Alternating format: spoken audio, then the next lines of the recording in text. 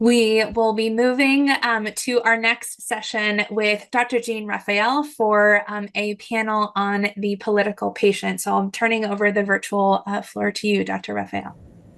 Thank you so much. So it's always great to be a pediatrician following another pediatrician, so I'm excited. So again, my name is Jean Raphael. I am the Division Chief for Academic General Pediatrics over at Texas Children's Hospital.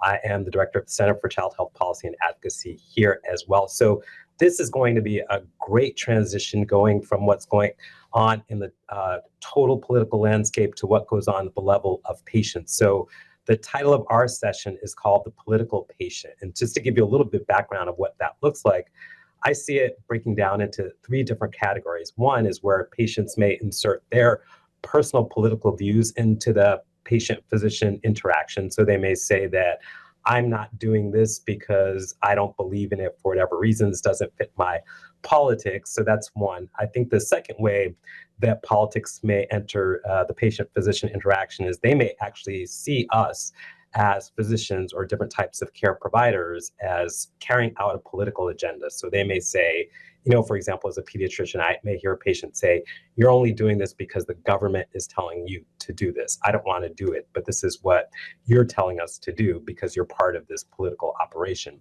And then thirdly, there are going to be these times where what's going on in the outlying political arena impact patient care. So those are sort of the three broad categories. I think of it as, again, patients putting in their political views, them perceiving you as having your political views or being part of a political operation or agenda.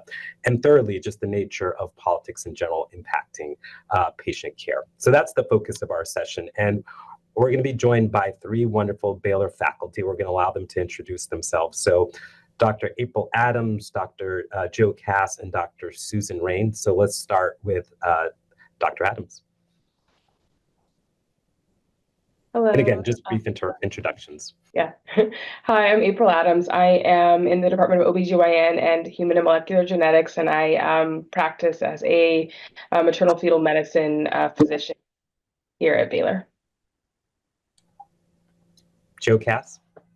Hi, I'm Joseph Cass. I'm a professor of neurology, psychiatry, and medical ethics, and I'm chief of the neurology service at Ben Taub Hospital, our public safety net hospital that is affiliated with Baylor. Okay. Susan Rain, you're up. Hi, everyone. I'm Susan Rain. I am a professor in the Department of Obstetrics and Gynecology with another appointment also in the center. And I work primarily in the private setting at Texas Children's Pavilion for Women. Great. Thank you so much. So the format for today, we'll have a moderated panel discussion. We also encourage you, if you do have questions, to put them into the Q&A or chat. So let's get started with that background. So the first question to our panel is have you noticed any trends or changes in how political beliefs have entered the physician-patient interaction or dynamic? Anyone can start.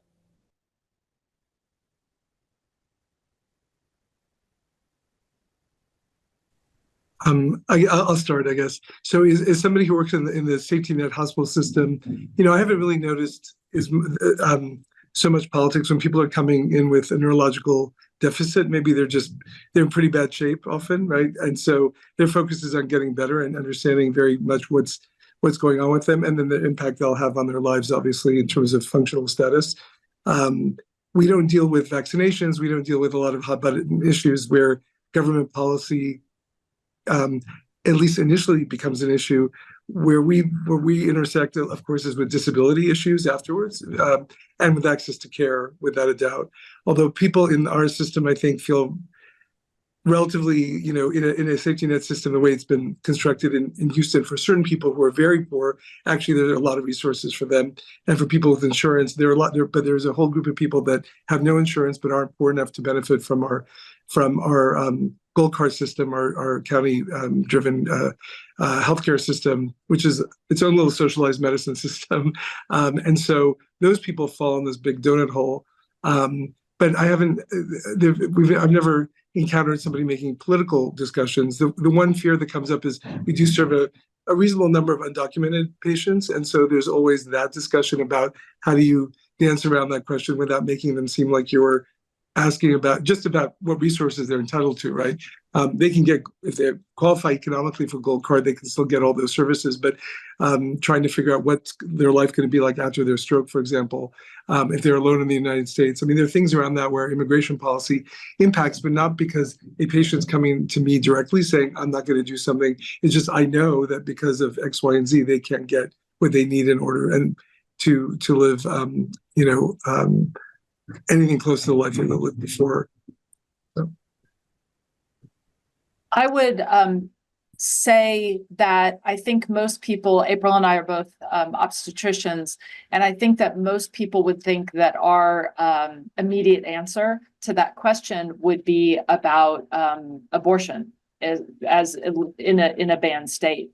And actually, my answer, I think it's nicely plays off of our last talk, which is that for me, the political discussion and question with my patients that has been most frequent over the past 4 years actually has surrounded vaccines, particularly as we've come through the pandemic.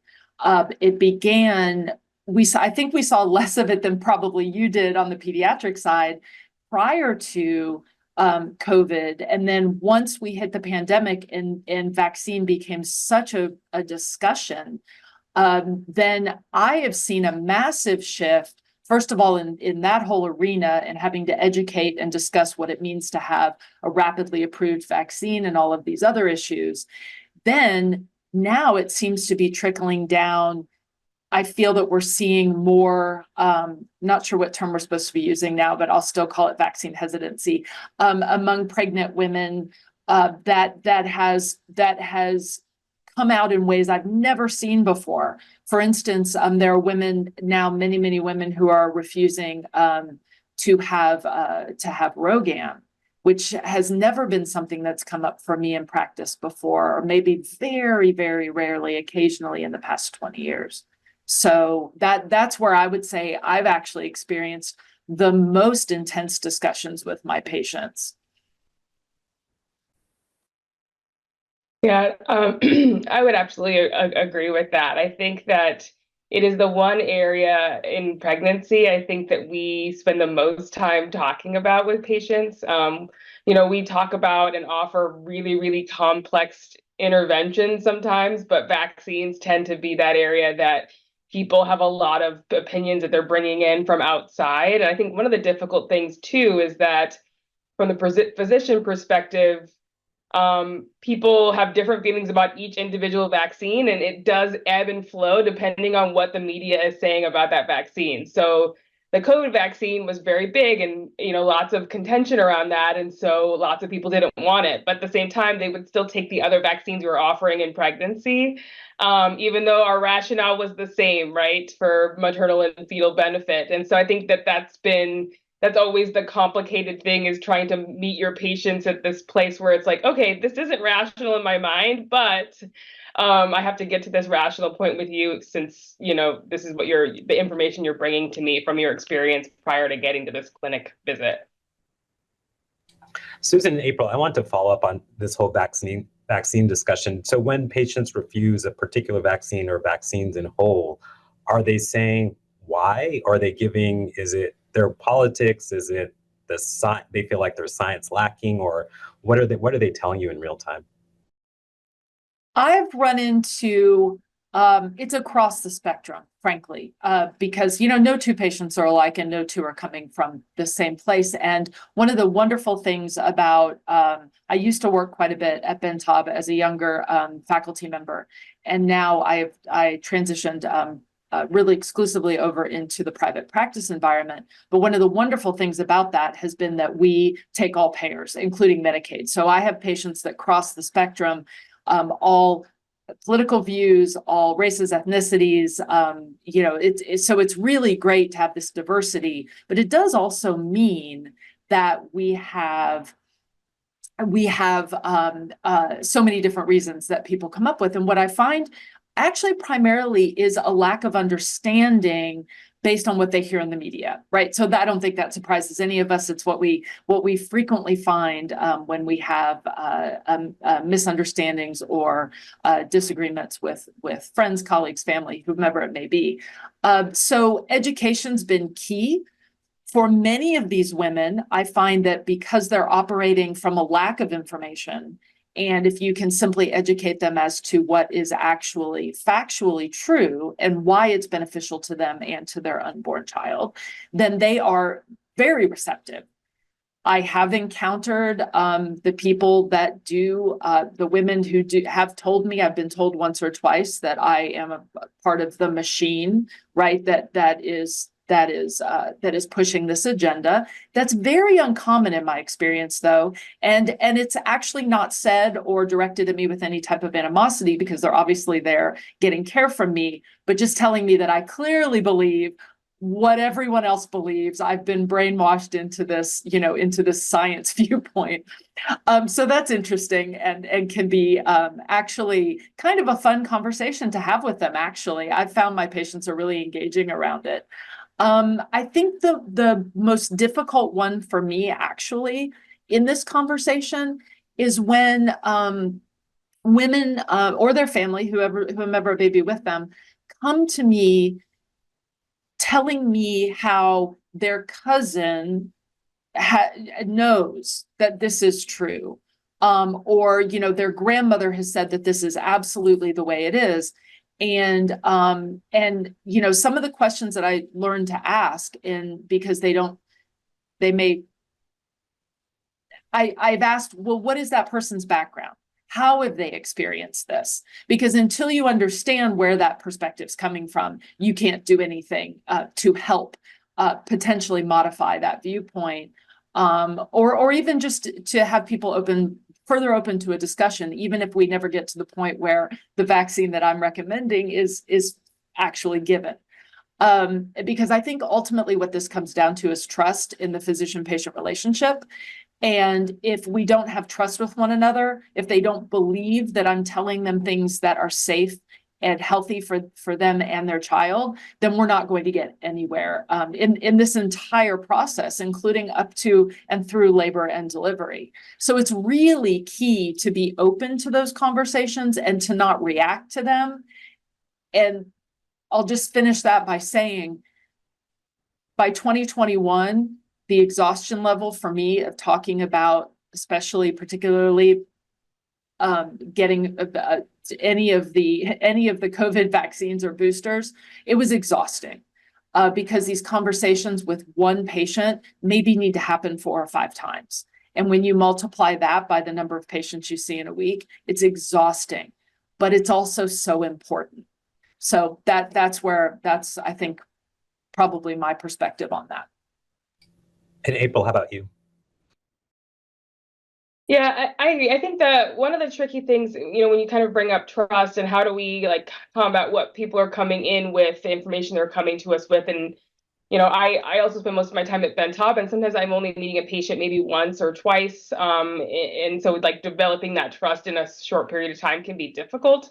And I do think that there is kind of a piece of how do we as healthcare systems, physicians, groups, all of these things, build a trust that just kind of exists in the community, right? I'm going to trust this system. I know that people get care here. It's good care. It's safe, all of those things. And so I already have an inherent level of trust. And I think that that's kind of one of the things that we, have to work on a little bit more, especially from, the physician perspective, trying to get out into our communities a little bit better and letting people know that we exist, we're here to help, versus kind of this siloed, we know the answer, sort of this is the science and the answer that has to be done. And so kind of making it so that it's not just us making a decision for them, but kind of a dual conversation. And I find that's been helpful in building trust in a short period of time with people.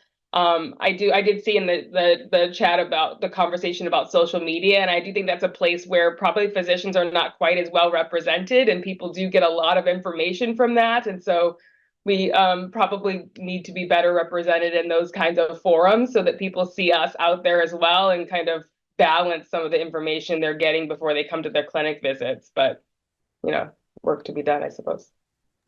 That's great. So you both have brought up this major overlying theme of just trust. So I just wanted to hear from Joseph as well on how he thinks about that with his neurology patients. So, yeah, I've been thinking about that quite a bit. Maybe because, again,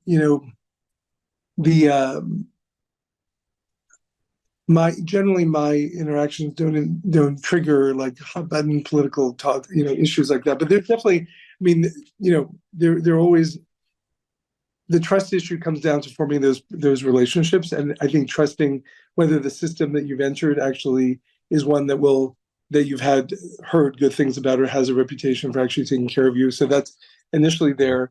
I think in a resource constrained environment, even waiting in ER could be in any ER. It doesn't matter how much insurance you have, but especially if you have a more limited, a limited range of places to go, or if you've been treated poorly in other hospitals that are not that might not welcome uninsured patients so much. That's also gonna color your perspective. When you enter the environment. But I think that ultimately it comes down to whatever preconceptions the patient comes with. It's how you talk to them, how you respect them, how you educate them, and the compassion you show them. And so I feel like I've definitely had my fair share of patients where you could feel that they're on edge. They really don't understand. They're overwhelmed, and so then it takes breaking things down. And so the other hot button issue around for me, I guess, is I was thinking about it in terms of like acute stroke care or other acute neurological issues, but really where the politics comes in, I guess, or where the trust issues come in a big way are around patients with severe neurological injuries, and when you're dealing with goals of care discussions or even discussing death by neurological criteria, aka brain death, then it's not so much at that point that it becomes, well, I mean, the trust is a big issue, but there are also a lot of factors, especially around religiosity, that play a big role in how much trust they have in what science can say in general, right? I think and so basically the idea there is that there's not dissimilar maybe to the vaccine conversation. There's a realm of science, right? And we have our data, but really what does our data tell us when, a divine being, when God is involved and when the person has a strong faith? And then it's important, obviously, to respect that faith and to have a conversation that respects that faith. But also I've learned over time that is something that is, the best thing to do is to respect it and not to argue science against God, right? There's no compassion in that. And that doesn't move the needle towards any kind of, any place that anybody will be happy with, aside from more distrust of the healthcare system. I've also taken care of patients in the like with severe brain injury, with disorders of consciousness in the post-acute setting. And I got to see the fallout from those very contentious discussions where maybe faith wasn't respected, where a lot of words that doctors used were not were misinterpreted. And I could feel on my first encounter with those patients the baggage that they carried with them from their acute care ICU stay. And I'm sure those doctors did their best, but the patients heard what they heard. And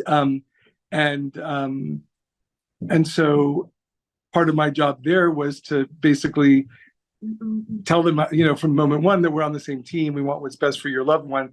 And then over time, educating them to get to a place where they would do whatever, whatever substituted judgment would tell them to do.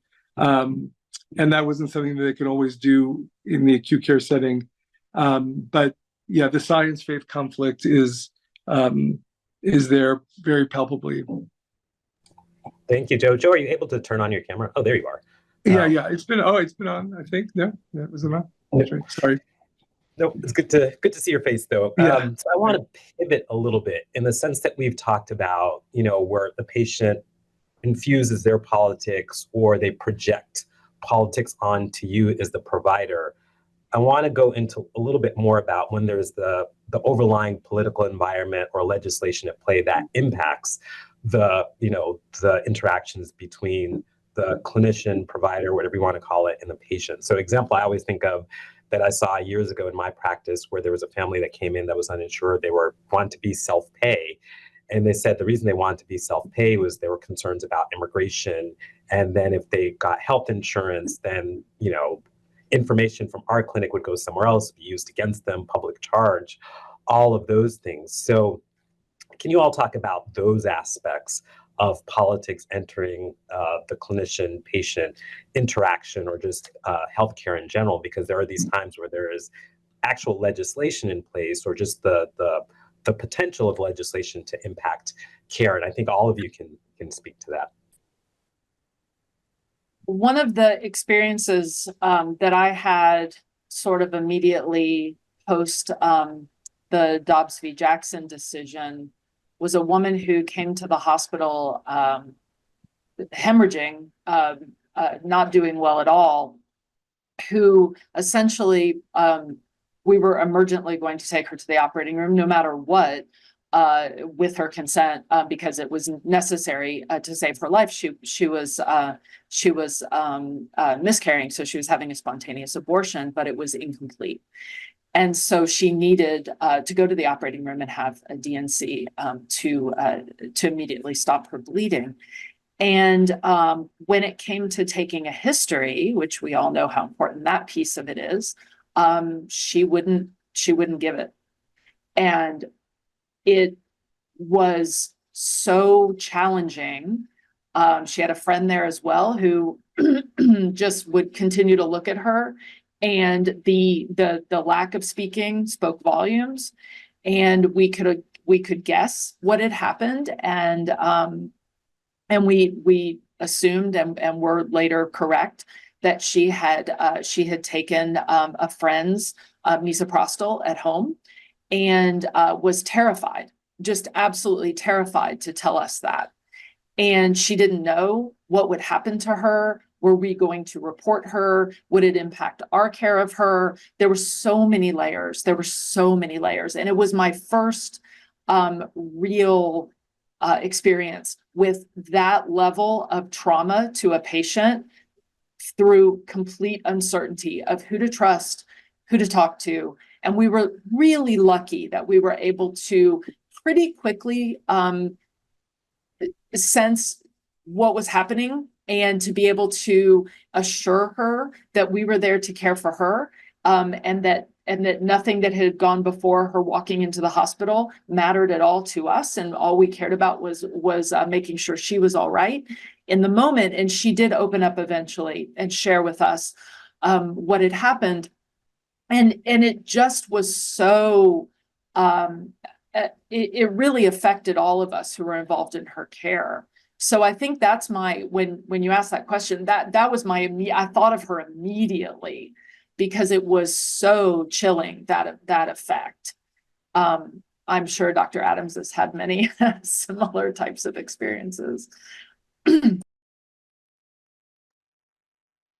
Yeah, I think that it is interesting. I think there's a lot of things that catch you off guard, because I think, post-Dobbs, SBA, all of these different things that have kind of happened in the last few years, you continue to immediately focus on, like, well, how are we going to just continue to provide the clinical care that is appropriate for patients that walk through the door? But yeah, I think the thing that we, with stories like that, and we've had similar things happen, you don't realize that people, they see what's happening in the news and on the media, and they have this very big fear. So they're creating this extra barrier for people to seek care in a timely manner, because they're like, well, I don't know if it's safe for me to go there. And just kind of going back to that trust, especially if it's a place that you don't have somebody that you know or that you've worked with, you don't know if this is a safe space. Then we get patients when they're in a situation that's much more dire than if they were there earlier in their care. And so I think that's been one of the most shocking pieces, because I think we forget that we're not sending the message to patients about this is what's happening, but this is still the care we're going to provide. A lot of the message they're seeing on the news and on the media is nothing's safe anywhere. You're going to go to jail or whatever. You're not going to get the care that you need. So I think that's an area that we, I think as physicians probably need to do better too, to say, hey, we're still out here providing the care that's clinically appropriate for you. in these circumstances, and people should still come and seek care with us. Thank you. Joseph, did you have anything to add? I think I already talked about the impact of immigration, so I'm not going to repeat myself, but basically it manifests that way, I think. And then being culturally sensitive, I speak Spanish, that helps in terms of my, I think, forming a bond with my patients, and they're trusting me, although just that language ability doesn't by itself mean that I'm a safe person to be with. But then it's really about the human touch, right, of medicine, and how you approach people and the respect you show them, and how you reassure them that you're there for their health and not for any political agenda or as part of law enforcement. Thank you. Another question just related to what you're all bringing up. I mean, I find sometimes in the moment what I'm experiencing is a gap in my own knowledge about a particular policy, or just my understanding of how impactful that policy is. And so for you all, do you feel like you have more responsibility now to go out and learn more about these policies, to read legislation, just to be a better provider or clinical clinician in these settings? Yeah, definitely. I think that's a little bit twofold too. We're in a big academic setting as well, so we have learners from every level of learning around us, and so I think that I think it's been more apparent how much of an example we have to set about what is the line between clinical care and politics, and then also, yeah, just understanding what are the different policies that exist. How do we, who do we contact? I think we had a recent case with a patient who needed a medically indicated delivery in the preterm or peri-viable period. And it was, really eye-opening how many people didn't know what was the line between the ethical situation for this patient and her being able to make her own decisions about what intervention she wanted, and the legal ramifications of, is this considered a termination, and really like having to navigate those two areas is, I think, new for a lot of people. And so we're kind of learning as faculty, also trying to teach our trainees how they're going to deal with these things as they go out into different practice settings as well. So yeah, definitely a learning process. And I consider myself incredibly fortunate, again, being in a large academic institution. What one of the little known facts to other people is, Dr. Cass and I are both attorneys. We were actually in the same medical school class as well. So he's been able to be a wonderful resource to me over the years. And having that background is really useful in Texas, it turns out, a lot, which I wish it wasn't, but it is. But the other piece of it is we have so many resources here. I mean, we just look at this wonderful conference we have now and the number of colleagues we have who are deep thinkers on these issues and who think about them differently than I do, which is also incredibly helpful. Because sometimes if you become just completely tunnel visioned into what does the law say, you miss a lot of nuance. So one of the things that I find, and also if you stay right within obstetrics and gynecology, sometimes with people who only have that background, right? So if April and I only spoke to each other, we would lose out on some of the other nuance in these issues. So speaking to my colleagues from all across Baylor and from outside the institution, over at U of H at the law school, but then also outside of Texas, is incredibly helpful. And I would encourage anyone in any type of situation where they're not sure how to approach an issue to just reach out, because there are people who do know about these things and who spend their career actually studying them.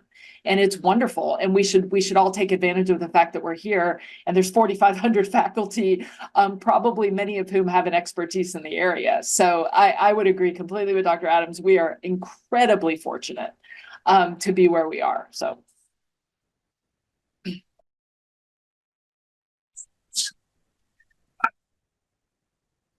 I guess I would, the only thing I would add to that is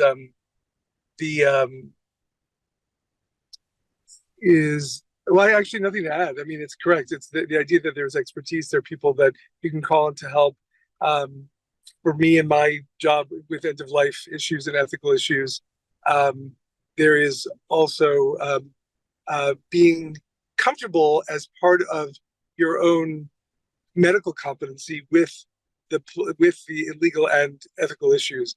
I mean, Susan and I are both lawyers as well, and so there's a certain level of comfort that we have, I think, with delving into those things and writing about those things and teaching those things. But I do think that for practitioners who are butting heads with issues, whether it's end of life, ICU care type things, or termination of pregnancy and vaccines, these issues, that is part of what you have to know and understand.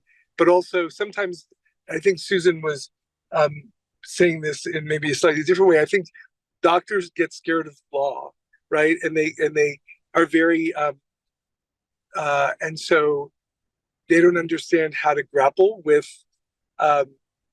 maybe gray areas of law, which something that lawyers are paid to do.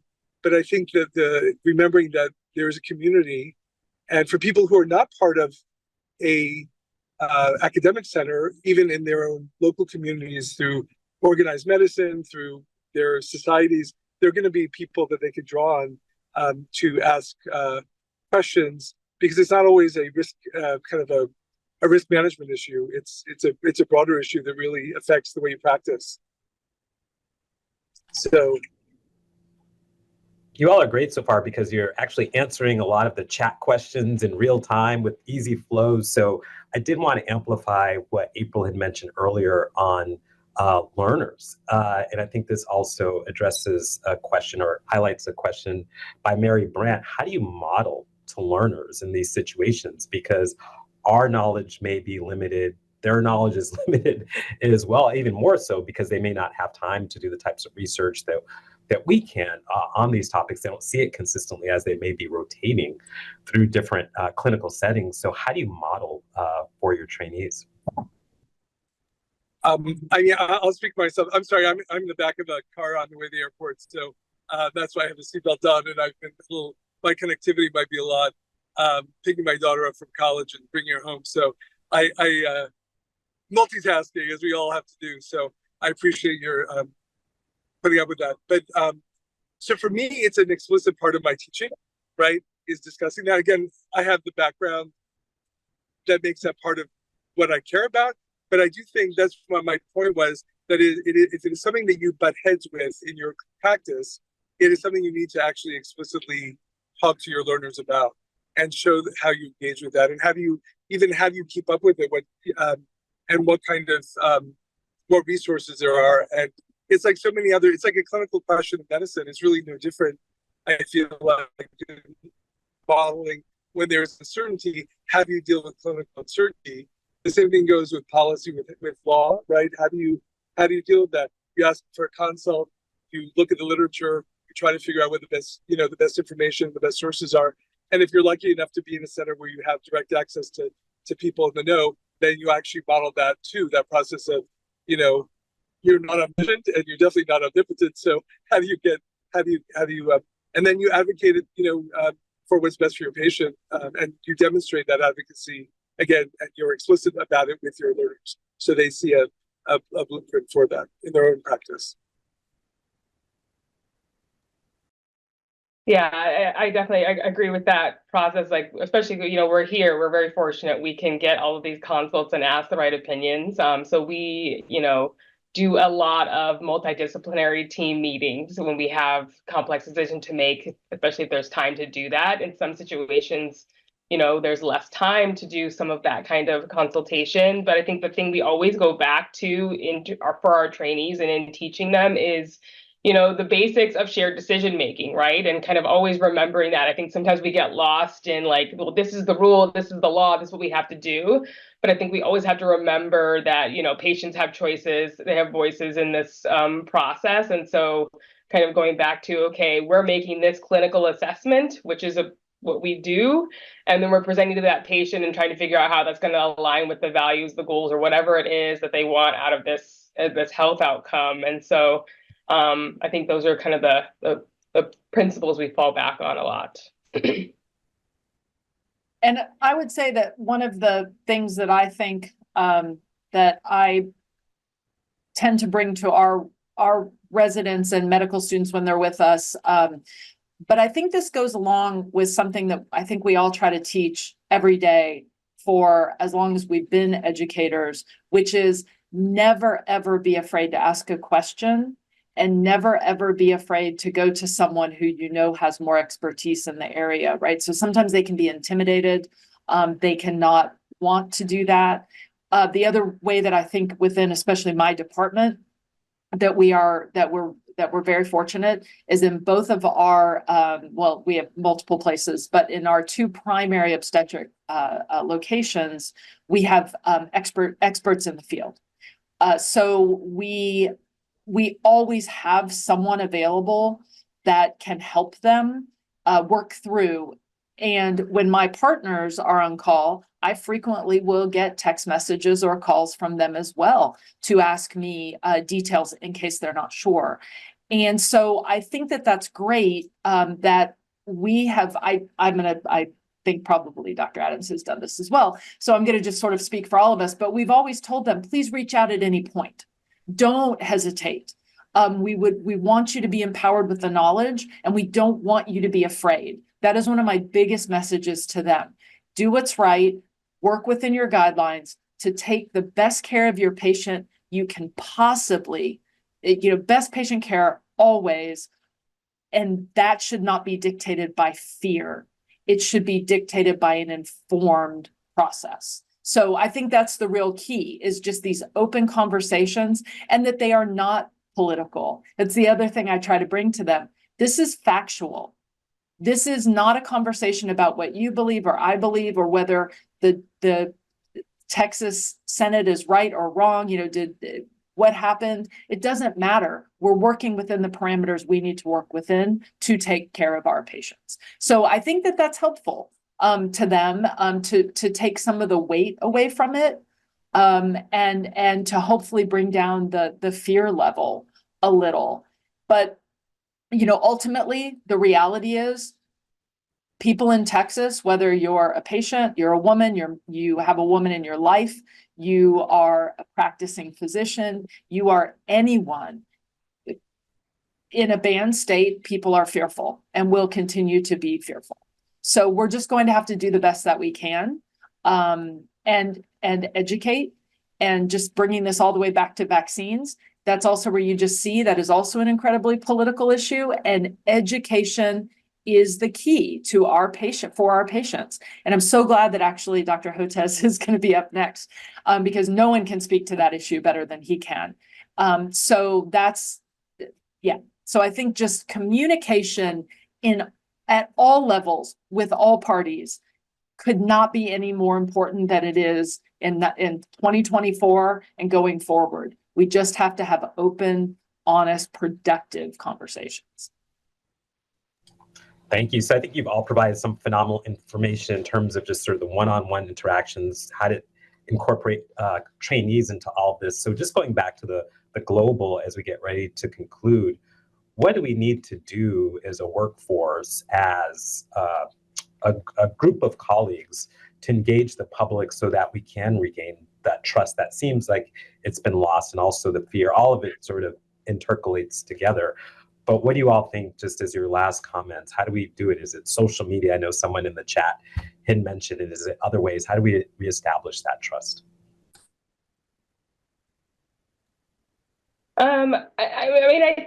I think that community engagement, I think honestly, hands-on community engagement, I think some of the ways that you've seen in like some of the big, like for instance, all of us, they have the ability to recruit people from diverse backgrounds and communities. And I think really getting engaged into where people find trust, right? So places of worship, schools, community centers, things that are in their neighborhoods. And so taking it out of like the big scary medical center and kind of bringing it into where it's something that's more comfortable, I think is something that we probably need to expand on.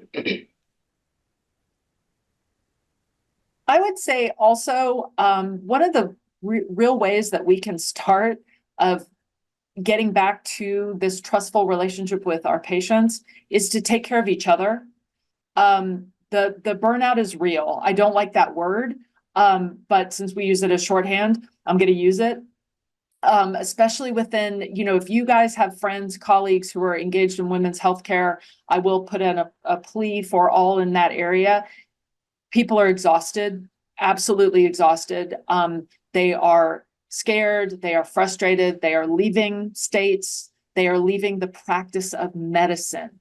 That's what terrifies me for our future, is how can we rebuild trust and gain forward momentum here if people stop practicing medicine? Then all of a sudden, we're not even there for our patients to take care of at all. And that, looking forward, that is my biggest fear right now, is that we are going to leave. Now it's going to be a healthcare desert everywhere. It's already a problem, and it's just going to continue to worsen. So that's something I would say, is we really need to take care of each other and try to bring back that level of joy to the practice of medicine, so that we can be there and have these wonderful relationships again with our patients. Thank you. Joseph, are you able to respond? I don't know if you're still able to be on. Yeah. I'll just kind of follow up on what Susan said. With that joy, then, that would come with that would also be just less compassion burnout. And then it really comes down to, I think everything that was said before is completely correct. And then forming really good relationships with the patient, right? Being compassionate, showing that you as an individual, whatever system you might represent to them, that you're there for them, because that's ultimately what we're all in this for. And so they might not like the system, they might not trust, they might be fearful, but if they sense that compassion from you, then, and it's sincere, then I think that they will at least trust you, and I'll move the needle, All right. Well, thank you all for an incredibly insightful panel. Also, the vulnerability involved in just speaking about some of these issues can be intense as well. So I appreciate what you've done. You've also foreshadowed some of our later sessions on where do we go from here. But where we go immediately from here is to break. So we will take a break from 10:25 to 10:35. Please come back. Absolutely come back for a panel on the political academic. It'll be with Dr. Peter Hotez, moderated by Dr. Laura Peterson. So we'll see you in 10 minutes. Thank you so much.